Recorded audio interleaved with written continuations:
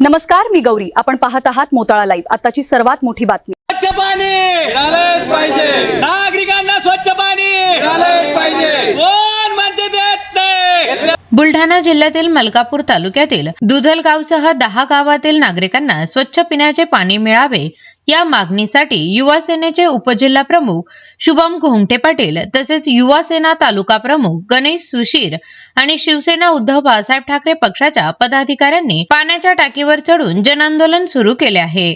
आंदोलनकर्त्यांनी प्रशासनासमोर 3 प्रमुख मागण्या मांडल्या आहेत.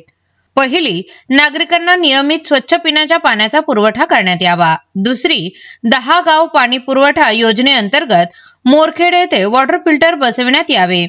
तिसरी, पाणी पुरवठा योजनेच्या टाकीची तातडीने दुरुस्ती करून तिची नियमित स्वच्छता करण्यात यावी. युवा सेनेचे उपजिल्हा प्रमुख शुभम घोंगटे पाटील यांनी आक्रमक भूमिका घेत जोपर्यंत नागरिकांना स्वच्छ पिण्याचे पाणी मिळत नाही तोपर्यंत आम्ही पाण्याच्या टाकीवरून खाली उतरणार नाही असा इशारा प्रशासनाला दिला आहे. दुधलगाव बुजुर्ग या गावासह 10 गाव पाणी पुरवठा योजना या गावात अत्यंत खराब पाणी येत आहे. नागरिकांच्या जीवाशी खेळ या ठिकाणी प्रशासनानं लावला आहे. नागरिकांचे तब्येत या ठिकाणी सगळ्यांची खालावलेली आहे.